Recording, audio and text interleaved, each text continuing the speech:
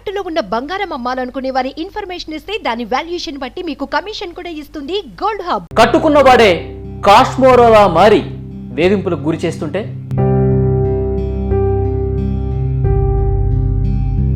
ఇట్లా ముట్టుకుంటలేడు అసలు పిల్లలని.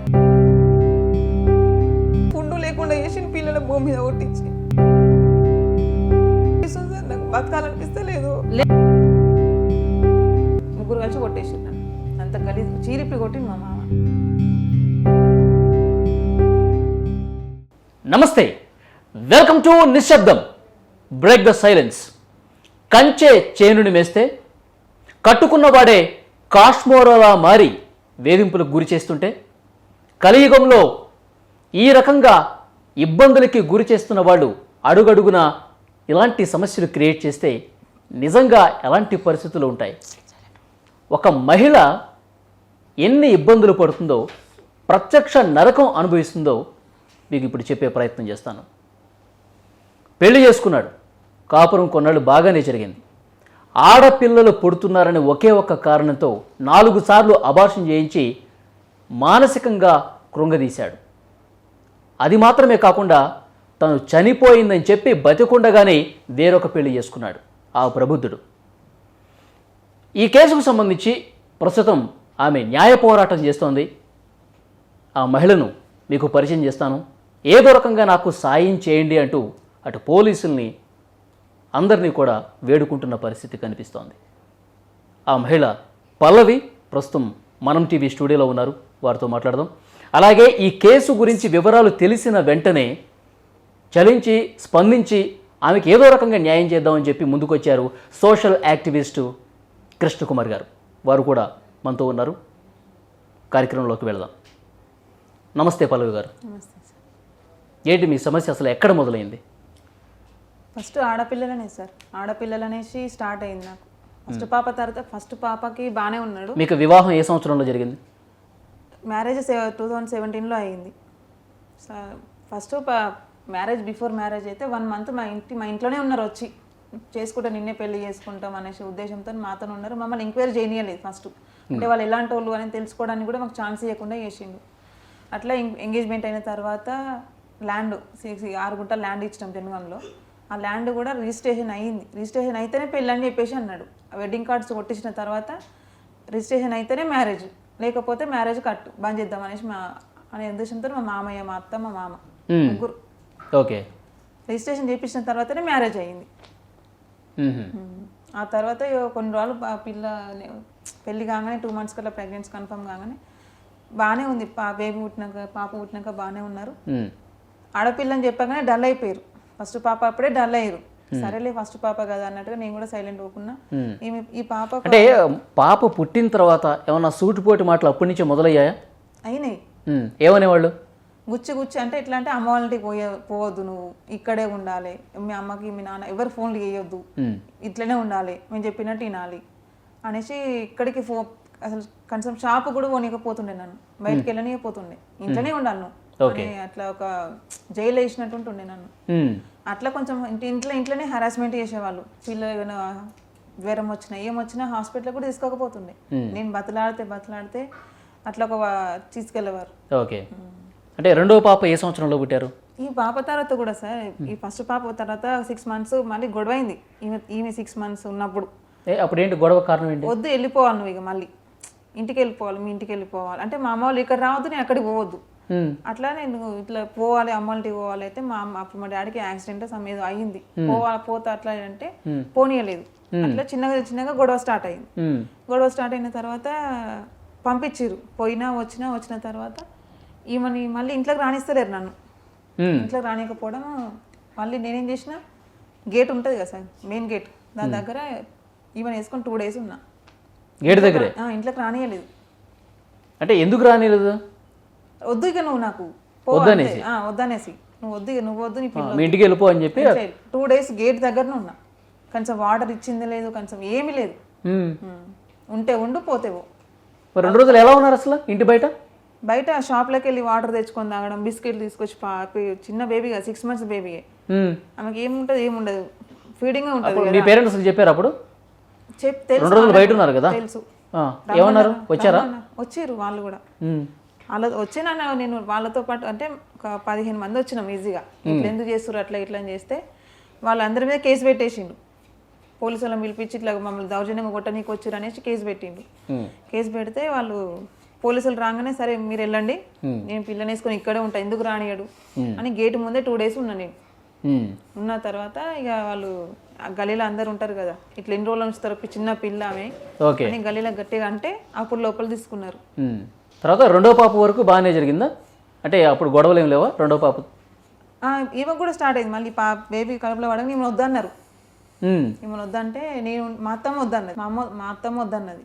ఫస్ట్ ఈవెన్ టాబ్లెట్స్ వేసి తీసేసుకో నువ్వు ప్రెగ్నెన్సీ వద్దంటే వద్దన్నది. నేనుండి నేను బలవంతంగా ఉంచుకుంటే ఈ పాప వచ్చింది. మళ్ళీ కొడుకు మళ్ళీ బిడ్డే పుడుతుంది. మీ హస్బెండ్ ఏం చేస్తారమ్మా? Lawyer, advocate. హైకోర్టు అడ్వకేటా? High court advocate. ఓకే. కృష్ణకుమార్ గారు, ఈ కేసుకు సంబంధించిన డీటెయిల్స్ మీరు కూడా తీసుకున్నారు ఇంతకుముందు. న్యాయవాది వృత్తిలో ఉన్నాడు ఆయన. అన్నీ తెలిసి కూడా ఆడపిల్లలు పుడుతున్నారన్న ఒక ఉద్దేశంతో ఈ రకమైన పని చేస్తున్నాడు. పూర్తిగా ఈమె చనిపోయిందని చెప్పి వేరే పెళ్లి కూడా చేసుకున్నాడంట. ఏం మేడం అట్లా అసలు ఎలా స్పందించాలో తెలియట్లేదు నాకైతే. అవును, ఎలా స్పందించాలో తెలియట్లేదు. కానీ ఒకటి ఏంటంటే ఇప్పుడు ఈమె పెళ్ళి కుదిరిన దగ్గర నుంచి కూడా మనం తీసుకున్న ఇన్పుట్స్ని బట్టి అర్థమయ్యేది ఏంటంటే డే 1 నుంచి వాళ్ళు చాలా పెత్తందారీ స్వభావంతో ఉన్నారు. ఏంటి అంటే వీళ్ళని పెద్ద ఎంక్వైరీ చేసుకొని ఇవ్వకోకుండా వాళ్ళ ఇంట్లోనే వెళ్ళి ఉండి మీ అమ్మాయిని చేసుకుంటామని చెప్పి ఎంగేజ్మెంట్ చేసుకొని శుభలేఖలు వేయించిన తర్వాత అప్పుడు మొదలెట్టారు ఆ అమ్మాయికి ఇచ్చే పొలము జాయింట్ రిజిస్ట్రేషన్ చేయాలి అని. ఇది చాలా నేరం, వాళ్ళు చేసిన మొదటి నేరం అది. పెళ్ళికి ముందే నేరంతోనే స్టార్ట్ అయింది వీళ్ళ పెళ్ళి. మామూలుగా పెళ్ళి ఏ పునాది మీద స్టార్ట్ అవుతుంది? నమ్మకాల మీద పునాదితో స్టార్ట్ అవుతుంది. ఇష్టము, ప్రేమ, గౌరవము వీటన్నిటితోటి జీవితం అంతా భద్రత ఇస్తాడు భర్త. మరి అది చెప్తారు కదా, భరించేవాడు భర్త అని చెప్తారు కదా. అలాంటిది కాకుండా వీళ్ళ పెళ్ళి పునాది ఏంటి అంటే మోసంతో కుట్రతోనూ పెళ్లి జరిగింది. అయితే ఆయన జడ్జి, కొడుకు లాయరు. వీళ్ళ ఫాదరు చిన్నపాటి మనిషి, ఓ చిన్న కిరాణా షాప్ వాళ్ళకు ఉంది. వాళ్ళు ఎంచుకోవటం కూడా ఇలాగే ఎంచుకుంటారు, ఇట్లా చెయ్యాలి అనుకునే వాళ్ళు. కొద్దో గొప్ప ఆస్తి ఉండి పెద్దగా పరిచయాలు అవి లేని వాళ్ళనైతే కొంచెం తొక్కి పెట్టొచ్చు, మనం కావాల్సినంత పెత్తనం చేయొచ్చు అనుకుంటారు. అనుకుని ఇలా చేశారు. చేసి వీళ్ళు ఇంకా ఎంగేజ్మెంట్ అయ్యాక పెళ్లి పత్రికలు వేయించిన తర్వాత వీళ్ళు వెనక్కి వెళ్ళలేరు కదా, ఎందుకంటే పరువు పోతుంది. ఆడపిల్ల మళ్ళీ పెళ్ళి అవుతుందో అవదో ఆ భయంతో వాళ్ళు ఏంటంటే జాయింట్ రిజిస్ట్రేషన్ చేసేసారు. 6 గుంటల భూమి. పెళ్ళయింది. పెళ్ళయిన తర్వాత ఇక మామూలుగా ఏ పెళ్లిలో అయినా లాంఛనాల దగ్గర వాటి దగ్గర చిన్న చిన్న తగాదాలు వస్తూనే ఉంటాయి. మగ పెళ్లి వాళ్ళు పెత్తనం చేస్తారు. సరిగ్గా అవి మామూలుగా సర్వసాధారణంగా తీసుకుంటారు ఎవరైనా సరే, పోనీలే అని ఆడపెళ్లి వాళ్ళు కాస్త ఒదిగుంటారు. అది అయిపోయింది. ఇక మొదటి పాప పుట్టిన దగ్గర నుంచి పేచీలు మొదలెట్టారు. వాళ్ళకి ఏంటంటే ఫస్ట్ ఆడపిల్ల పుట్టింది అంటే మళ్ళీ ఆడపిల్లే పుట్టుద్ది అనే ఒక అప్రమకం ఉంది వాళ్ళకి. వాళ్ళకి తెలిసిన వాళ్ళకి ఎవరికన్నా వరుసగా ఇట్లాగా ఆడపిల్లలు పుట్టిన ఏదో ఆనవాయితీ ఉండి ఉంటుంది. దాంతో ఇంకా వాళ్ళు మళ్ళీ ఆడపిల్లలే పుడతారు, ఈ అమ్మాయిని ఎంత తొందరగా వదిలించుకోవాలి అని చెప్పి ఈ అమ్మాయిని ఏంటి అంటే ఏ కోడలనైనా నువ్వు మీ పుట్టింటికి వెళ్ళడానికి వీల్లేదు అంటే ఆమె ఖచ్చితంగా పుట్టింటికి వెళ్ళాలనే అంటది. నువ్వు అప్పుడప్పుడు వెళ్ళి మీ పుట్టింటికి వెళ్ళి చూసిరా, వెళ్ళిరా, ఉండు అంటే ఆ అమ్మాయి ఇంకెళ్ళదు. కానీ ఇలా వదిలించుకోవాలనుకునే వాళ్ళ టెక్నిక్ ఏంటంటే మధ్యలో గోడ కట్టేస్తారు. గోడ కట్టేస్తే ఏమనిపిస్తుంది, వెళ్ళాలనిపిస్తుంది కదా. బాబా అలాగే అమ్మాయికి వాళ్ళ నాన్నకి ఏదో బాగలేదని చెప్పి వెళ్తే మళ్ళీ తిరిగి వచ్చిన తర్వాత ఇంట్లోకి రానివ్వలేదు. ఎవరైనా ఇప్పుడు ఇట్లాంటివి ఏమన్నా వచ్చినప్పుడు, పరపత్యాలు వచ్చినప్పుడు పెద్ద మనుషులను కూర్చోబెట్టి మాట్లాడిస్తారు. ఆ పెద్ద మనుషులను తీసుకొస్తే వాళ్ళ మీద కూడా కేసు పెట్టి, అంటే వీళ్ళ జోలికి ఎవ్వరూ రావద్దు అనేటట్లుగా ఒక టెర్రరైజ్ చేసి పారేశాడు వీళ్ళ మామ. మెయిన్ కల్ప్రిట్ ఈ దీంట్లో వాళ్ళ మామదే కనిపిస్తుంది. ఎందుకంటే ఒక జడ్జి, ఒక న్యాయాధికారిగా ఉన్న మనిషి ఈ విధంగా చేయడము అంటే, ఒకవేళ కొడుకు ఏదైనా తప్పు చేస్తే కూడా చిన్న వయసు కాబట్టి తప్పొప్పులు చెప్పాల్సిన మనిషి అలా చెప్పాడు అంటే అసలు ఆయన గురించి ఎక్కువ ఆలోచించాలా ఈ కేసులో మట్టుకు. అదైపోయింది. అసలు ఆడపిల్లలు పుట్టారు అనే ఒక కారణంతో కోడల్ని గనక నిందిస్తే గనక చట్టం అస్సలు ఒప్పుకోదు. ఇది చట్టంలో క్లియర్గా రాసుంది. ఏమనంటే ఇప్పుడు మన దేశంలో ఆడపిల్లలకి మగపిల్లలకి కొంచెం జెండర్ డిస్క్రిమినేషన్ ఉంది అన్న ఉద్దేశంతో చట్టంలో ఇది రూపొందించారు. ఈ ఆడపిల్ల అనేది ఒక వివక్ష చూపించినట్లు అవుతుంది, డిస్క్రిమినేషన్ కింద వస్తుంది. అందుకని ఒక వివక్ష చూపించడానికి వీల్లేదు. అసలు చదువు లేని వాళ్ళ అసలు అనుకోవటానికి లేదు. వీళ్ళు మరి ఇప్పుడు లా నథింగ్ బట్ కామన్ సెన్స్ అండి. అవును. అయితే సరే కామన్ సెన్స్ కూడా లేదు, కానీ లా చదివినప్పుడు లా తెలియాలి కదా. లా ప్రకారం ఏది తప్పు. ఇప్పుడు మొదటే వాళ్ళు తప్పు చేశారు, ఆదిలోనే హంసపాద అంటారు కదా, వాళ్ళు మొదటే తప్పు చేశారు. ఏది జాయింట్ రిజిస్ట్రేషన్ చేయించిన దగ్గరనే వాళ్ళు అసలు ఉల్లంఘనలకు పాల్పడమే వాళ్ళ జీవితం లాగా తయారైపోయారు వాళ్ళు. అది అయిపోయిన తర్వాత ఇంకా ఆడపిల్ల విషయం. ఇప్పుడు ఎవరన్నా మాట్లాడడానికి వస్తే, ఇప్పుడు చాలా మందికి ఏంటంటే వాళ్ళు తప్పులు చేసేవాళ్ళైనా ఎవరన్నా వచ్చి చెప్తే పరువు కోసమైనా సరే, ప్రపంచం ఏమనుకుంటుందో అని అయినా సరే కొంచెం మారుతారు మనుషులు. వీళ్ళు మారే మనుషులు కాదు, వీళ్ళు కరుడు కట్టిన నేరస్తుల మనస్తత్వం అనమాట వీళ్ళది. వీళ్ళు మారకోకుండా వీళ్ళకి ఆ చుట్టుపక్కల ఎప్పటి నుంచో ఉంటున్నారు. ఒక లాయర్, ఒక జడ్జి అనేసరికి ఆ చుట్టూ పోలీస్ స్టేషన్లకు కూడా ఎంతో కొంత ఒక గ్రిప్ ఉంటది. వాళ్ళకున్న ఆ గ్రిప్ తోటి ఆ 15 మంది తోటి కేసు పెట్టారు. ఇప్పుడు ఆయన హైకోర్టు అడ్వకేట్ అన్నారు కదా, ఇప్పుడు ఆయన ఎక్కడ ఉంటున్నాడు? హైదరాబాద్లోనే ఉంటున్నాడా? మీ దగ్గరికి అయితే రావట్లేదు, మీ ఇంట్లో అయితే లేడు. వాళ్ళకి 2 కిలోమీటర్స్ తేడా అంతే. అంతే. ఇప్పుడు నేను ఉన్న ఇంటికి వాళ్ళు ఉన్న ఇంటికి ఒక 2-3 కిలోమీటర్స్. ఇప్పుడు పెళ్లి చేసుకున్నాడు కదా, ఆమె కూడా ఆయనతో ఉంటుంది హైదరాబాద్ లో. అలా అక్కడనే పెట్టిండు, సిద్దిపేటలోనే పెట్టిండు అమ్మాయిని. ఓకే, సిద్దిపేటలో పెట్టాడు. సిద్దిపేటకి వెళ్తున్నాడు కానీ తీసుకురావట్లేదు, మిమ్మల్ని పూర్తిగా వదిలేశాడు. ఇంటికైతే రావట్లేదు. అక్కడికి అప్ అండ్ డౌన్ చేస్తుండు. 2 డేస్కి ఒకసారి, 3 డేస్కి ఒకసారి సిద్దిపేటకి ఆయన ఉన్న ఇంటికి అప్ అండ్ డౌన్ చేస్తుండు. ఒకసారి కొంతమంది రౌడీల్ని తీసుకొచ్చి కొట్టించారని చెప్పేసి అన్నారు కదా, మీ మామే మీ మీద దాడి చేశాడని చెప్పేసి అన్నారు కదా, ఇద్దరు కలిపి. ఆ రోజు అసలు ఏం జరిగింది? ఆ రోజు అయితే నేను ఫస్ట్ ఆర్కేనా అంటే వాళ్ళు ఉన్న ఇంటికి వెళ్ళినా, నేను నీతో పాటు నేను ఉంటా, నన్ను పిల్లలను చూసుకో, ఇక్కడ నన్ను ఎందుకు అక్కడ ఒంటరిగా వదిలేసినావు, ఏ రకంగా ఉండాలి నేను ఒంటరిగా, అక్కడ నాకు ఉండాలంటే నాతో కాదు, భయం అవుతుంది ఆ ఇంట్లో, నీతో పాటు నేను ఉంటా అనేసి ఇప్పుడు మా ఆయన ఉన్న వాళ్ళ ఇంటికి వెళ్ళినా. నేను వెళ్తే నన్ను మా మామ, మా అత్త, మా మామయ్య ముగ్గురు కలిసి కొట్టిరు. నువ్వు ఇక్కడ ఉండొద్దు, ఇక్కడ రావద్దు, నువ్వు అక్కడే ఉండాలి, ఆ ఇంట్లోనే ఉండాలి, నువ్వు పిల్లల స్కూల్ ఉంది కదా అక్కడనే ఉండు, నువ్వు స్కూల్ అయిపోయినాక సమ్మర్లో వద్దులే అన్నట్టుగా చెప్పిరు. చెప్తే అవసరం లేదు, స్కూల్ ఇక్కడ చేంజ్ చేసుకుందాం, మనము ఇక్కడనే ఉంటా నేను అనేసి ఉద్దేశంతో నేను మాట్లాడుతుంటే మా మామయ్య వచ్చి కొట్టిండు నన్ను. కొడుతుంటే ఇక మా అత్త గట్టిగా ఊరడము, గలీజ్గా తిట్టడము, వాళ్ళతో పాటు మా ఆయన ముగ్గురు కలిసి కొట్టేసి నన్ను. అంత గలీజ్ చీరిప్పి కొట్టింది మా మామ నన్ను. అయితే అసలు ఎందుకు కొడతాడో తెలియదు, అసలు కారణం ఉండదు అసలు కొట్టనీకి. అంత ప్రతిసారి కొడతాడు. అప్పుడు అంటే ఈ బేబీ తర్వాత డిగ్రీ కంటిన్యూ చేసిన, ఓపెన్ డిగ్రీ చేస్తుంటే చదువుకుంటుంటే కూడా వచ్చి నువ్వు చదవద్దు అనేసి తన్నిండి. ఇక్కడ చదువుకుంటుంటే తెల్లారితే ఎగ్జామ్, నువ్వు చదవద్దు నువ్వు అనేసి వచ్చి కాలం చేయలేము. మా మామనే తన్నిండి నన్ను. అంటే ఎందుకు తంతున్నావు మామయ్య అని అడిగిన. అంటే నువ్వు చదవద్దు, నువ్వు చదివితే హుషారైతావు నువ్వు అనేసి. అసలు దీనికి ఎట్లా స్పందించలేడు? మామ కోడల మీద చేసుకున్నాడు. అదే వాళ్ళు మొదటి నుంచి ఇదే దౌర్జన్యాల మీదే ఉన్నారు. వాళ్ళ మీద అసలు వేధింపులు, గృహహింస కేసు పెట్టాల్సింది ఈ అమ్మాయి లెక్క. అయితే ఈ అమ్మాయి ఏంటంటే ఇప్పుడు ఆడవాళ్ళు ఇంకా కేసు దాకా వెళ్ళాము, పోలీస్ స్టేషన్కి వెళ్ళాము అంటే ఇంక ఈ కాపురం నిలబడదేమోనన్న భయంతో ఆడవాళ్ళు భరించి ఎప్పుడో ఒకసారి మారతారని భరిస్తారు. అది వాళ్ళకి చాలా అలసైపోతుంది అనమాట. ఇప్పుడు వీళ్ళు కాపురం వదులుకోలేరు కదా, వదులుకోగలిగితే ఇప్పుడు ఈ అమ్మాయికి ఉద్యోగం లేదు, అటువైపు పుట్టింటి వాళ్ళు ఏమైపోయినా పర్వాలేదు నువ్వు వచ్చే అనగలిగిన సామర్థ్యం ఉన్నోళ్ళు కాదు. మరి అయ్యేసరికి వీళ్ళకి అర్థమైపోయింది. అందుకే వీళ్ళు చెప్పు కింద తేల్లా పడి ఉండే అమ్మాయిని పెళ్లి చేసుకునే కారణమే అది. వాళ్ళు అలా చేసుకుని ఇంకా ఒక శాడిస్ట్ మెంటాలిటీ కనిపిస్తుంది తప్పితే వేరే ఏమీ లేదండి. వాళ్ళు చాలా శాడిస్టులు, దీన్ని బట్టి అర్థమైంది. ఇప్పుడు ఈ మధ్యలో ఇన్ని కథలు జరుగుతూ ఉంటే ఇప్పుడు వీళ్ళు సిద్దిపేటలో అమ్మాయి ఉంది అని చెప్పి వీళ్ళు కనుక్కొని అక్కడికి వెళితే, అక్కడికి వెళ్ళినందుకు కూడా అయితే మరి వెళ్ళేటప్పుడు 10 మంది పెద్ద మనుషులు తీసుకుని వెళ్తారు కదా, తీసుకుని వెళితే ఆ రోడ్లో తెలిసిన వాళ్ళు వచ్చేసేసి అసలు ఇట్లా మోసం చేశారు, అమ్మాయి చచ్చిపోయిందని పెళ్ళి ఎట్లా చేశారు మీరు, అది ఇది అని చెప్పి వాళ్ళు గట్టిగా అడిగి 2 మరి అట్లాంటప్పుడు ఏంటంటే సిటీలో అలాగా ఏమి పట్టినట్టు ఉండరు, ఊర్లలో నువ్వు 4 తన్నారంట వాళ్ళని, ఇట్లా ఒక అమ్మాయిని మోసం చేస్తారా అని. వచ్చేసేసి హైదరాబాద్లో కేసు పెట్టారు. హైదరాబాద్లో కేసు పెడితే సిద్దిపేటలో కూడా మేడం, సిద్దిపేటలో పెట్టారు, హైదరాబాద్లో పెట్టారు, ఎల్బీ నగర్ నాగోలు. అసలు ఒకే విషయం గురించి 3 చోట్ల కేసు పెట్టడం కరెక్ట్ కాదు. అంటే వీళ్ళు పోలీసులకు ఇన్ఫర్మేషన్ ఇవ్వట్లేదు. ఈ సంగతి ఒక జడ్జికిను ఒక లాయర్కి తెలియదు అంటే ఎవరు నమ్మరు. పోలీసు వాళ్ళకి కూడా డైరెక్ట్ పోయి కంప్లైంట్ ఇవ్వట్లేదు వీళ్ళు, హైకోర్టు నుంచి రిఫర్ చేస్తుండు, పోలీసు వాళ్ళకి నోటీస్ పంపిస్తుండు. అది బాగా చట్టం తెలుసు కదా, చట్టాన్ని ఎలా వాడాలో తెలుసుకుని చట్టాన్ని బాగా అవకాశంగా తీసుకుని వాడుతున్నారు అనమాట. ఇప్పుడు మళ్ళీ వస్తున్నారమ్మా నీవే దాడి చేయడానికి?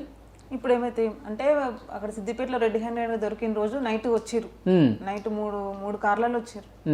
సొంత పిల్ల వాళ్ళ అన్ననే, ఆ పిల్ల ఇప్పుడు ఏవైతే అమ్మాయి పెళ్లి చేసుకున్నాడో ఆ అమ్మాయి వాళ్ళ అన్న వాళ్ళ ఫ్రెండ్స్ ఎవరో ఇక 3 వెహికల్స్ వచ్చారు మేడం. వచ్చి కాలింగ్స్ బెల్ కొట్టడము, రాళ్ళు వేయడము, పెట్రోల్ అంత ముందు 2 months బ్యాక్ మా మామయ్య వాళ్ళు తీసుకొచ్చారు. అని మొన్న ఇప్పుడు ఆ రోజు రెడ్ హ్యాండెడ్ దొరికిన రోజు కూడా నన్ను అటాక్ చేయడానికి వచ్చారు మిడ్ నైట్ టైంలో 2 o'clock అట్లా. పిఎస్ వాళ్ళకి 100 డైల్ చేసిన నేను, పోలీసులు కూడా వచ్చారు నైట్ టైంలో. ఏమంటారు, వెళ్ళిపోద్దాం పారిపోయారు వీళ్ళంతా, వాళ్ళు వచ్చేసరికి వీళ్ళు పారిపోయారు. అట్లా నేను మళ్ళీ చాలాసార్లు కొన్ని రోజులు ఫోన్లు చేయించేది ఎవరెవరితోనో, ఫోన్లు చేయించడం, నువ్వు ఇక్కడ రావాలి అక్కడ రావాలి, నీకు ఎందుకు ఇదంతా, పిల్లలు నీకు ఇంత చేస్తారు, నువ్వు నీ అంత నువ్వు ఉండు, వాళ్ళతో నీకు అవసరం లేదు, వాళ్ళు ఎందుకు బ్లేమ్ చేస్తున్నావు, అన్ని న్యూస్లో ఛానల్స్లో ఎందుకు ఇస్తున్నావు నువ్వు అనేసి ఫోన్లు చేపిస్తాడు. నీకు అవసరం లేదు ఉంటే సైలెంట్గా ఉండు, నీకు ఏమైనా కావాలనుకుంటే తీసుకో, డిమాండ్ చేసుకొని తీసుకో, అంతేగాని ఎందుకు పబ్లిక్ చేస్తున్నావు, ఎందుకు చేస్తున్నావు అంటే నాకు అన్యాయం జరిగింది, నాకు నా పిల్లలకి, నేను చనిపోయానని చెప్పేసి ఇట్లా పెళ్లి చేసుకుంటాడు అనేసి నాకు ఇక్కడ న్యాయం జరగట్లేదు చూసిన 15 days తర్వాతనే మీడియాకి వచ్చిన నేను. అంతవరకు పూర్తిగా వదిలించుకుందామని చూస్తున్నారు మేడం. వాళ్ళ ప్లానే అదండి, వాళ్ళు వదిలించుకోవాలనే డిసైడ్ అయ్యారు. కాకపోతే ఏంటంటే ఆ అమ్మాయి మొండి పట్టుదలతోటి నా హక్కు నాకుంది భార్యగా, నా హక్కుని నేను వదులుకోను అంటుంది. మీరు కాల్ చేసి ఏమన్నా మాట్లాడే ప్రయత్నం చేస్తున్నారా ఈ మధ్యకాలంలో? ఎప్పుడైనా చేశారా మీ మామగారికి కానీ మీ భర్త గారికి కానీ? చేయలేదా? ఒకసారి నెంబర్ ఇవ్వండి, మాట్లాడదాం. 79. The number you're calling is out of network coverage area. Please try later. Present అయితే లేరట. మీరు కాల్ చేస్తున్న నంబర్ మా నెట్వర్క్ పరిధిలో లేదు. ఇప్పుడు హైదరాబాద్లో లేరు వాళ్ళు, సిద్దిపేటలో ఉన్నారా? తెలియదు ఇక. ఆయన ప్రాక్టీస్ ఇక్కడే కదా, హైకోర్టే కదా. మీ మామ నెంబర్ చెప్పండి ఒకసారి. అంటే తీర్పులు న్యాయాలు అనేవి ఇతరుల కోసం పెట్టుకున్నారు, వాళ్ళు పాటించడానికి కాదు. అక్కడ ఎన్ని తీర్పులు కమ్ముడిపోయారు, 10 ఇళ్ళు ఉన్నాయంట, 5 ఇళ్ళు ఏమా అంతేనా మేడం? ఎన్ని ఇళ్ళు ఉన్నాయి వాళ్ళకి? 5 ఇళ్ళ, 5 ఇళ్ళు, ఊర్లో పొలం. మీరు డయల్ చేసిన నంబర్ ప్రస్తుతం బిజీగా ఉంది లేదా ఈ సమయంలో అందుబాటులో లేదు. 2 నెంబర్లు పనిచేయట్లేదు. అవుట్ ఆఫ్ స్టేషన్ ఉన్నారు వాళ్ళు, ఇక్కడైతే లేరని తెలిసింది మేడం నాకు. మీ అత్తది నిన్న నుంచే లేరట సార్. నిన్నటి నుంచా? నిన్న ఆఫ్టర్నూన్ నుంచి లేరని తెలిసింది. ఇప్పుడు కౌన్సిలింగ్కి మీరు శనివారం కదా వెళ్ళినాం. అయితే ఈ 2 daysలో రిజిస్ట్రేషన్ పెట్టుకుంటామని చెప్పేసారు. ఏం రిజిస్ట్రేషన్? అది ఇల్లుది.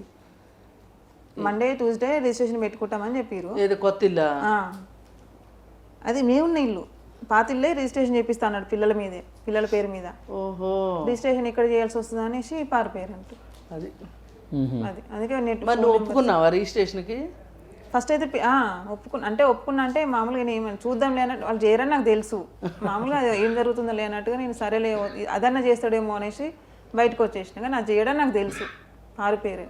అది కానీ మేడం ఇక ముఖ్యమైన విషయం, పోలీసులు కంప్లైంట్ ఇచ్చారు కానీ ఒక్క అడుగు కూడా ముందుకు పట్టలేదంట. అవును, పోలీసులు కూడా ఆయన రిటైర్డ్ జడ్జి, ఆయన అడ్వకేట్ కాబట్టి వీళ్ళు ఏం చేస్తున్నారంటే తెలివిగా హైకోర్టు నుంచి ప్రైవేట్ కంప్లైంట్ వేసి పోలీసులు చర్య తీసుకునేలాగా చేసుకుంటున్నారు.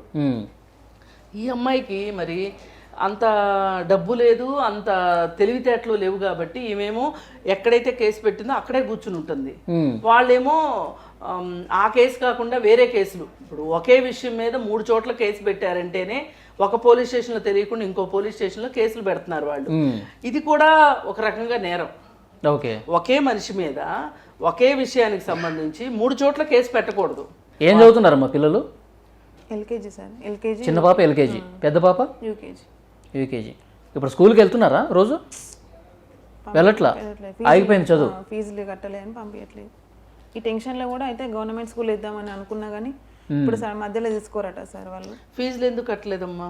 ఫస్ట్ కట్టిన మధ్యలో కట్టలేదా? ఈ 4 months నుంచి కట్టింది లేదు మేడం. ఇక ఓకే, ఈ 4 months నుంచి ఇక్కడ ఉండట్లేదు కాబట్టి ఫీజులు కూడా కట్టట్లా. అన్ని బంద్. ఇది బాధ్యతారాహిత్యం కింద వస్తుంది. ఒక తండ్రిగా తన దగ్గర డబ్బుండి కట్టకపోవటం అనేది చాలా బాధ్యతారాహిత్యం. అసలు వాళ్ళకి నాకు బాధ అనిపిస్తుంది ఏంటంటే, ఎంత చట్టం తెలుసు ముసలాయనకి.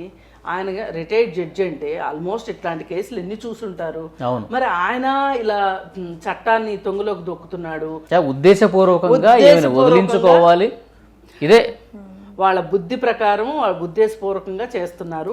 వీళ్ళకి మటు ఖచ్చితంగా కఠినమైన శిక్ష అయితే కావాలి.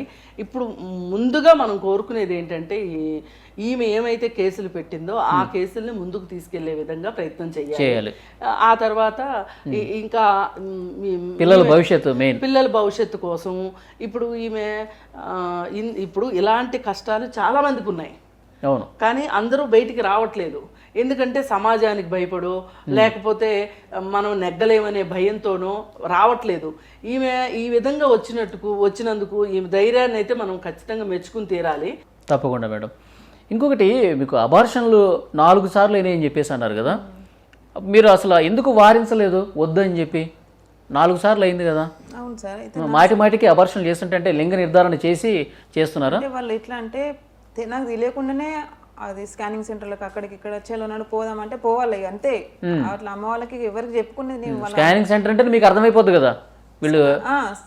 స్కానింగ్ సెంటర్ అంటే ఎందుకు అంటే ఫస్ట్ అడిగేదేనని, ఎందుకు ఇక్కడ అక్కడ ఎందుకు చూపిస్తున్నావు? ఒకటే స్కానింగ్ సెంటర్, ఎప్పుడైనా రెగ్యులర్ గా ఒకటే స్కానింగ్ సెంటర్ డెలివరీ అయ్యే వరకు. అట్లా కాకుండా ఇట్లా లేదు ఇట్లా చూసుకోవాలి, మాకు తెలిసిన అతను అని చెప్పేసి అట్లా ఏదో నన్ను మాటలు మాది చేసి చెప్పిన, వస్తావా రావా, చెప్పినట్టు ఇంటవా అయినావా, లేకపోతే మీ ఇంటికి వెళ్ళిపోతావా అనే భయం, మొత్తం భయం. అంటే కాపురమే నిలబడదు అనే ఒక భయంలోకి అమ్మాయిని నెట్టారండి. ఆడవాళ్ళు చాలా మంది మా అత్తమావల మాట గాని భర్త మాట గాని వినేది ఎందుకు అంటే, అసలు నువ్వు ఇప్పుడు మా మాట వింటే ఇప్పుడు జీవితం అంతా తోడు మేం కదా ఉండాల్సింది, మేం కావాలా వాళ్ళు కావాలా తేల్చుకోమంటారు. అది బ్లాక్మెయిలింగ్ అనమాట. ఇప్పుడు నువ్వు ఏం కోరుకుంటున్నావు? నీ డిమాండ్స్ ఏంటి? పోలీస్ కేసు పెట్టావు, అసలు ఏం కావాలని కోరుకుంటున్నావు? ఇప్పుడు నీకేం కావాలి?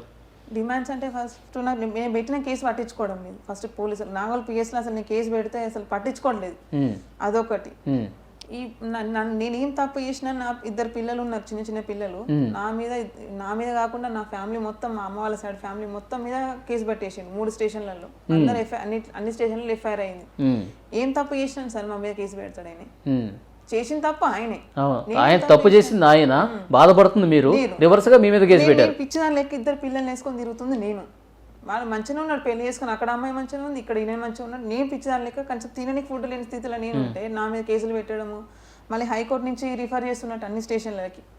వీళ్ళు ఓన్ గా తీసుకున్న కేసులు కావు పోలీసు వాళ్ళు, హైకోర్టు నుంచి రిఫర్ చేస్తారు పోలీసు వాళ్ళకి. హైకోర్టు నుంచి నోటీస్ పంపిస్తే అప్పుడు వాళ్ళు టేకప్ చేయాల్సి వస్తుంది పోలీసు వాళ్ళు. అట్లా చేస్తున్నాడు. అట్లా ఇన్ఫ్లుయెన్స్ తో మీ కేసు ముందుకు పోకుండా చేస్తున్నారు. ఓకే, పట్టించుకుంటారా లేదా? ఇప్పుడు మీ మామకి, మీ భర్తకి, మీ అత్తకి శిక్ష పడాలని కోరుకుంటున్నారా? అది పడాలి సార్. ఇప్పుడు నాలాంటి సిచ్యువేషన్స్ ఏ అమ్మాయికి రావద్దు. 2 ఆడపిల్ల, ఓన్లీ ఆడపిల్లలు అనే ఇంత గొడవల మెయిన్ లీడింగ్ అంటే అమ్మాయిలు పుట్టడంతో ఇంకో పెళ్లి చేసుకున్నారు. ఇంకా ఆ అమ్మాయితో పెళ్లి చేసుకున్న అప్పుడు ఆ అమ్మాయితో కూడా ఇప్పుడు చెట్ల మందులు తాగుతున్నారు అటు 2. ఓకే, చెట్ల మందు తాగితే అబ్బాయి పుడతాడు. అవి కూడా రికార్డ్స్ ఉన్నాయి నా దగ్గర, వాళ్ళు తాగిన రికార్డ్స్ అన్ని A to Z నాకు అన్ని ప్రూఫ్లు ఉన్నాయి నా దగ్గర. ఓకే మేడం, ఫైనల్గా ఏంటి, ఎట్లా చేద్దామంటారు? ఏం లేదండి, ఫస్ట్ ఇమీడియట్గా అసలు ఈ పోలీస్ స్టేషన్స్ వాళ్ళకి తో మాట్లాడి అసలు మీరు ఎందుకు ఈ కేసుని సరిగ్గా సీరియస్గా తీసుకోవట్లేదు అనేది మాట్లాడాలి మొదటగా. మాట్లాడిన తర్వాత మరి ఆ పోలీస్ స్టేషన్స్లో ఎలా స్పందిస్తారో చూడాలి. అలాగే ఇంకోటి, రాచకొండ పోలీస్ కమిషన్ కలవాలి. కలిస్తే అసలు న్యాయం జరగాలి అని చెప్పి కోరుకోవాలి. కానీ ఇంత వాళ్ళు చాలా తెగించున్నారు. నోటోరియస్ పీపుల్ అంటారు కదా, అలా ఉన్నారు వాళ్ళు. మరి వాళ్ళు పోలీసులు చెప్పింది వింటారా వినరా, లేకపోతే కోర్టు ద్వారా ఏమైతే పోరాటం చేయవలసిందే. పోరాటం చేసే ప్రాసెస్లో మరి ఇప్పుడు ఏమి తినడానికి తిండి లేదు, ఉండటానికి ఇల్లు ఉంది, కానీ వాటిలన్నిటికీ సంబంధించి కూడా ఇమ్మీడియట్గా రిలీఫ్ వచ్చేటట్లు చేయాలి ఆమెకి. అది చేసి ఆ తర్వాత ఆమె కేసు గురించి ఆమె కొట్లాడుకుంటుంది. మరి వాళ్ళు ఏదైనా దారికి వచ్చి ఈమెతో నేను మంచిగుంటాను అని వస్తే కూడా మరి ఇప్పుడు ఆ సిద్దిపేట అమ్మాయి ఏమవుతుంది, నేను 2 సంవత్సరాలు నడుపుకుంటాను, నా దగ్గర చాలా డబ్బులు ఉన్నాయి అని అంటానికి కూడా చట్టం ఒప్పుకోదు కదా. ఇప్పుడు మీ భర్త మీకు కావాలనే ఆ డిమాండ్ ఏమైనా ఉందా మీకు, లేదా? ఉంది సార్. నేను మొన్న శనివారం రోజు కౌన్సిలింగ్ అయింది మేడం. అయితే అంటాడు అక్కడ, చేసుకున్నా పో, ఏం చేసుకుంటావు, ఏం చేస్తావు నువ్వు, చేసుకున్నా, పెళ్ళేంది చేసుకున్నాను అడిగిన నేను. చేసుకున్నా, బరాబర్ చేసుకున్నా, ఏం చేస్తావు నువ్వు, ఏం చేయలేవు నువ్వు, నీ లాయర్, మేము అడ్వకేట్లు ఎవరేం చేయలేరు మమ్మల్ని, ఎవరేం చేస్తారు అనే క్వశ్చన్స్ అన్నీ వేస్తుండు. మా అంటే జైలు పంపిస్తామేమో, పంపి నీ రెడీగా ఉన్న దానికి కూడా అట్లా కూడా ఎట్లా రావాలని, ఎట్లా బయటకు రావాలని కూడా నాకు తెలుసు. ఇది పోలీస్ ముందేనా కౌన్సిలింగ్ ఇచ్చే అంటే మా ఇద్దరు కొంచెం పర్సనల్ బయటకు పంపించండి ఒక 2 minutes మాట్లాడుకోండి అక్కడ అంటుండు. మరి వచ్చాక మీరు చెప్పారా ఇలా మాట్లాడుతున్నాడని? చెప్పిన నేను ఇట్లా అంటుండు మేడం అంటే, తిట్టింది మేడం కూడా తిట్టింది. అని అట్లుంటేనే అదే అంటుండు. ఆ టైంలో అన్నాడు, మేడం నేను ఒక్కనే ఉన్నానా మేడం, లోకల్ లో చాలా మంది ఉన్నారు, నన్ను ఒక్కరిని ఎందుకు టార్గెట్ చేస్తారు మీరు అందరు కలిసి అనేసి మేడం అన్నాడు. ఇదండి సంగతి. ఏంటంటే ఇప్పుడు చాలామంది ఒక బ్యాడ్ ఎగ్జాంపుల్ ఇస్తున్నారు సొసైటీలో. ఇప్పుడు మనకి సినిమా యాక్టర్ నరేష్ ఇట్లాంటి వాళ్ళు ఉన్నారు కదా, వీళ్ళు ఏంటంటే వాళ్ళు చలామణి అవుతున్నారు కదా, వాళ్ళు చలామణి అవటం చూసి వేరే వాళ్ళకి ఏమనిపిస్తుంది అంటే, వాడు చేయగలిగింది నేను ఎందుకు చేయలేను, ఆయన స్థాయిలో ఆయన చేస్తే నా స్థాయిలో నేను చేస్తాను. ఓకే, ఇది ఇది ఇది ఒక బ్యాడ్ ఎగ్జాంపుల్స్ సెట్ అవుతున్నాయి సొసైటీలో. ఇంకోటి మేడం, ఇప్పుడు ఆడపిల్లలు పుడుతున్నారని చెప్పి వదిలేయటం ఒకటి, 4 సార్లు అబార్షన్ చేయటం ఒకటి. తను కూడా ఒక మనిషి ప్రపంచంలోకి వచ్చేది ఒక ఆడదాని నుంచే. అవును, ఆమె తల్లి కూడా ఒక ఆడదే కదా. దీన్ని అసలు చాలా సీరియస్గా తీసుకోవాల్సినటువంటి విషయం. లేదండి, అత్త మామ భర్త ముగ్గురు పూర్తిగా శిక్షార్హులు. పైగా ఇప్పుడు ఆ అమ్మాయి తాలూకు మళ్ళీ ఎవరినైతే పెళ్లి చేసుకున్నాడో ఆ అమ్మాయి తాలూకు బ్రదర్ కూడా ఈ అమ్మాయి ఇంటి మీద పోట్లాడుకొచ్చాడు. అతన్ని కూడా ఖచ్చితంగా శిక్షించాలి. పల్లవ గారికి 2 ఆడపిల్లలే. నీ పేరేంటమ్మా పెద్ద పాప? జస్మిత. ఓకే, నీ పేరమ్మా? అన్షిత. ఓకే, మీరు ఇప్పుడు స్కూల్కి వెళ్తున్నారా? 2 రోజు వెళ్తున్నారా? స్కూల్కి వెళ్తున్నారా? రెగ్యులర్గా వెళ్తున్నారా లేదా? పల్లవ గారు వెళ్తున్నారా? రోజు వెళ్ళట్లేదు, 2 times అట్లా, ఎప్పుడో ఒకసారి అట్లా పోతూ ఉంటారు మొత్తం. అసలు పంపించడానికి ఉంది కానీ ఫీజు అడుగుతారేమో అని భయంతో నేను పంపించట్లేదు. పంపిణీకి ఉంది, ఫీజు కట్టడానికి కూడా లేదు మీకు? ఫీజు కట్టడానికి లేదు, అసలు తినడానికే లేదు, ఇంకా ఫీజు ఎక్కడి నుంచి? ఇప్పుడు మీకు చదువుకోవాలని ఉంది కదా, రోజు స్కూల్కి వెళ్ళాలని ఉంది కదా అందరిలాగా.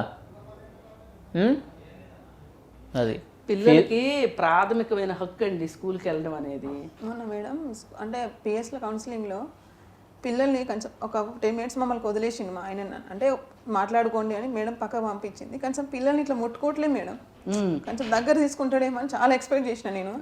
కొంచెం ఇట్లా ముట్టుకుంటలేడు అసలు పిల్లలని.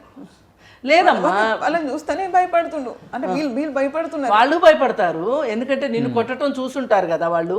పిల్లలు నీతో ఎట్లా ప్రవర్తించారో పిల్లలకి అది అర్థమవుతుంది. పిల్లలు ఏదో చిన్న పిల్లలకి ఏమి తెలియదు అనుకుంటాం కానీ వాళ్ళ మనసులో అన్ని రిజిస్టర్ అవుతాయి. ఎవరు డాడీ డాడీ అని చెప్పి దగ్గరికి వెళ్ళారా ఆ రోజు కలిసినప్పుడు? భయపడుతుంది సార్, పోవట్లేదు, వీళ్ళు పోవట్లేదు, ఆయన తీసుకుంటాడేమని ఎక్స్పెక్ట్ చేసిన కానీ కొంచెం ఇట్లా ముట్టుకుంటలేరు వాళ్ళ పిల్లలని. ఇంకా గమ్మత్ ఏంటో చెప్పమంటారా? వీళ్ళకి ఇన్ని ఆస్తులు ఉన్నాయి, కార్లు ఉన్నాయి, ఆయన రిటైర్డ్ జడ్జి, ఆయన అడ్వకేట్ కదా. వీళ్ళ పిల్లలకి బారసాలలు కానీ అన్నప్రాసనలు కానీ బర్త్డే ఫంక్షన్లు కానీ ఒక్క బర్త్డే తెలియదు అంటే వాళ్ళకి. ఏం లేవు వాళ్ళ లైఫ్లో, వాళ్ళు ఉట్టి భూమి మీద వచ్చారు కానీ వాళ్ళకి ఇలాంటిది ఏం లేదు మేడం. కానీ ఫుడ్ లేకుండా చేసిన పిల్లల భూమి మీద కొట్టించి ఎందుకు మేడం? వాడు అసలు ఉండేందుకు లేకెందుకు? ఆడపిల్లలు అంటే ఆడపిల్లలు అంత చులకన ఆయనకి. ఆయన కూడా ఒక అమ్మాయి, అమ్మ పుట్టినోడే కదా. ఇప్పుడు ఒక అమ్మాయిని పెళ్లి చేసుకున్నాడు, ఒక అబ్బాయి కావాలంటే ఒక అమ్మాయిని పెళ్లి చేసుకున్నావు కదా, పుట్టినే రాదు కదా అబ్బాయి కూడా. అవును, ఇప్పుడు మీ ఇద్దరు కలిసి ఉన్నప్పుడు పిల్లలు అప్పుడైనా బాగా చూసేవాడా, ప్రేమగా దగ్గర తీసుకునేవాడా? ఎప్పుడు చూడలేదు, ఏ రోజు చూడలేదు అసలు. పిల్లలు అసలు ముట్టుకోడు, మాట్లాడాడు. కొంచెం ఎప్పుడో ఒకసారి ఇక వీళ్ళు బలవంతంగా దగ్గరికి వెళ్తే డాడీ అని వెళ్తేనే దగ్గర తీసుకునేటోడు, కానీ ఏ రోజు దగ్గర తీసుకునేటోడు కాదు. వాళ్ళకి అసలు ముద్దు ముచ్చట్లతో లేదండి సంబంధం. ఇవాళ ఇళ్లలో పనులు చేసుకునే వాళ్ళు కూడా చిన్న చిన్న ఆటోలు నడుపుకునే వాళ్ళు కూడా, అంత చిన్న ఉద్యోగాలు చేసుకునే వాళ్ళు కూడా పిల్లలకు బర్త్డే పార్టీలు చేసుకుంటారు. అంటే ఆడంబరంగా చేసుకోమని కాదు, ఏదో ఉన్నంతలో చేసుకుంటారు. వీళ్ళకి ఏం పోయే కాలం వచ్చింది ఇన్ని డబ్బులు పెట్టుకొని, అంటే వాళ్ళకి నిర్లక్ష్యం. అదే అబ్బాయి అయి ఉంటే గనక అది వేరేగా ఉండేది. అబ్బాయి ఒకటలే అని ఒక మనసులో అది ఒకటి ఎప్పుడు మనసులో ఒకటి పెట్టుకున్నారు, అబ్బాయి లేడు ఎప్పుడైనా వీళ్ళని వదిలించుకోవాలనేసి ఎప్పుడు టార్గెట్ పెట్టుకొని చేసింది మేడం. కానీ ఎంతవరకు న్యాయమో వాళ్ళకే తెలియదు మేడం. లేదులేమ్మా, కోర్టే చెప్పాలి దీనికి. పోలీస్ స్టేషన్ కోర్టు మేడం, ఏం స్టేషన్లో వేస్ట్ మేడం ఇదంతా నాకు తెలిసి. వేస్ట్ అంటే వేస్ట్. నేను పిచ్చిదాని లేక నేను తిరుగుతున్నా కానీ ఎవరు ఇంత లేదేమ్మా, న్యాయం జరుగుతుంది. న్యాయం జరగకుండా ఎలా ఉంటుంది? అన్నిసార్లు అన్యాయం ఎందుకు జరుగుతుంది? న్యాయం కూడా ప్రస్తుతం ఉన్న వ్యవస్థ పట్ల పూర్తిగా నిరాశగా ఉంది తను. ఎందుకంటే ఇప్పుడు పోలీస్ స్టేషన్ చూసింది కదా ఈ మధ్య కాలంలో, చూసి ఏమి న్యాయం జరగకపోయేసరికి తను అలాంటి నిరాశ నిస్పృహకి వెళ్ళిపోయింది. 1 month అవుతుంది మేడం, 1 month అవుతుంది నేను తిరగబట్టి. ఇంత మీడియాకి వచ్చింది, అన్నిట్లలో వచ్చింది, ఎవరు ఇంతవరకు ముందుకు వచ్చింది లేదు మేడం. ఏం లేదు అసలు. కొంచెం ఎవరైనా వచ్చి కొంచెం మాకు ఫుడ్ డొనేషన్ చేసింది కూడా ఎవరు లేరు ఇంతవరకు. పల్లవి గారు బాధపడకండి, మనం టీవీ మీకు అండగా ఉంటుంది. మేడం కూడా మీకు చాలా సపోర్ట్ చేస్తారు. మీకు ఏ రకమైన సాయం కావాలన్నా కానీ బతకాలనిపిస్తే లేదమ్మా, లేదు. నీ పిల్లలు ఏమైపోతారు? అసలు నువ్వు ఇప్పటిదాకా ఇంత ధైర్యంగా ఉన్నావు, నువ్వు అసలు అంత అధైర్యపడితే ఎట్లా? వాళ్ళు గెలిచినట్లు నువ్వు ఓడిపోకూడదు. నువ్వు ఓడిపోయావో అంటే ధర్మము న్యాయం కూడా ఓడిపోయినట్లు. ఆడపిల్లలు పుట్టడం నా తప్పైతే కాదమ్మా, అసలు కాదు. సైన్స్ తెలిసినోడు ఎవడైనా ఆ మాట అనడు. ఎప్పటికీ మీకు మీ సమస్య తీరే వరకు మనం టీవీ అండగా ఉంటుంది, మేడం కూడా అండగా ఉంటారు. పోలీస్ స్టేషన్లో కేసు ముందుకు పోవాలని మీరు కోరుకుంటున్నారు. పోలీసులతో స్టేషన్కి వెళ్ళి మాట్లాడి మరింత ముందుకు వెళ్ళే విధంగా మా ప్రయత్నం మేము చేస్తాం. మీరైతే ధైర్యంగా ఉండండి, సరేనమ్మా? పెళ్లి చేసుకున్న భర్త, అండగా ఉంటుంది అనుకున్న కుటుంబము, ఆస్తులు ఇవన్నీ కూడా ఏమీ ఆమెకు ఉపయోగపడట్లేదు కదా. అవును. మామూలుగా అయితే ఏంటంటే ఇవేవి లేని వాళ్ళకి చాలామంది సమాజంలో సహాయం చేయడానికి రెడీగా వస్తారు. కానీ ఈమె పరిస్థితి ఏంటంటే రంటికి చెడ్డ రేవడిలాగా అయింది. అదే ఇప్పుడు ఈమెకి ఇంత హంగు ఆర్భాటం లేదనుకోండి, ఆ భర్త తాలూకు ఆస్తులు, మామగారు, జడ్జి ఇవన్నీ లేరనుకోండి, ఎవరో ఒకళ్ళు వచ్చి వాలంటీర్గా ఈమెకి సాయం చేసేవాళ్ళు. అవును. ఈమె దానికి లేకుండా అయిపోయింది. అవన్నీ ఉన్నా కానీ ఉపయోగం లేకుండా అయిపోయింది. ఈమె రొంటికి చెడ్డ రేవడిలాగా అయ్యింది. సరే, ఏది ఏమైనా అమ్మ, ఇట్లాంటి పరిస్థితి ఉంటే గనక మామూలుగా చాలామంది సమాజం నుంచి ముందుకు వస్తారు, మేము హెల్ప్ చేస్తాం, మేము హెల్ప్ చేస్తామని. అలాంటిది నీకు అంత ఆస్తి ఉండి వేరే వాళ్ళని హెల్ప్ అడగడం కూడా నాకే మనస్కరించట్లేదు. అందుకే మేము మా సంఘం తరఫునే నీకు హెల్ప్ చేస్తాము. హెల్ప్ అనుకోకు, నీకు అండగా ఉంటాం మేము. కంపల్సరీ మేడం, తప్పకుండా. మనం టీవీ కూడా మీకు ఎల్లవేళలా మీ పోలీస్ స్టేషన్లో కేసు ఫాలోఅప్ కావాలి, ముందుకు పోవాలి, వాళ్ళకి శిక్ష పడాలని చెప్తున్నారు కాబట్టి ఎప్పటికప్పుడు ప్రయత్నం చేద్దాం మేడం. డెఫినెట్గా మీరు స్టేషన్కి కూడా వెళ్ళి మాట్లాడతామని చెప్పేసి అన్నారు. ఆ టైంలో మేము కూడా ఉంటాము. పూర్తి న్యాయం చేసే వరకు మా సపోర్ట్ అయితే మీకు ఉంటుంది. ఖచ్చితంగా అమ్మా, ఖచ్చితంగా మా బాధ్యత, అది సామాజిక బాధ్యత. ఇప్పుడు ఒక మనిషికి హెల్ప్ చేయక ఎవరు జంతువులు వచ్చి హెల్ప్ చేస్తాయా మనకి? ఇది పల్లవి గారి కథ. పల్లవిలాగా ఈ సమాజంలో చాలామంది ఉండుంటారు, కానీ ధైర్యంగా ముందుకు రాకుండా ఉండుంటారు. నిశ్శబ్దాన్ని ఛేదించండి. మీ సమస్యల్ని సమాజంలో ధైర్యంగా ముందుకు వచ్చి చెప్పండి. 4 గోడల మధ్య నలిగిపోతూ శారీరకంగా, మానసికంగా కృంగిపోవద్దు. నిశ్శబ్దం లాంటి వేదికలు మీకు ఎల్లవేళలా సహాయకారిగా ఉంటాయి. నమస్తే.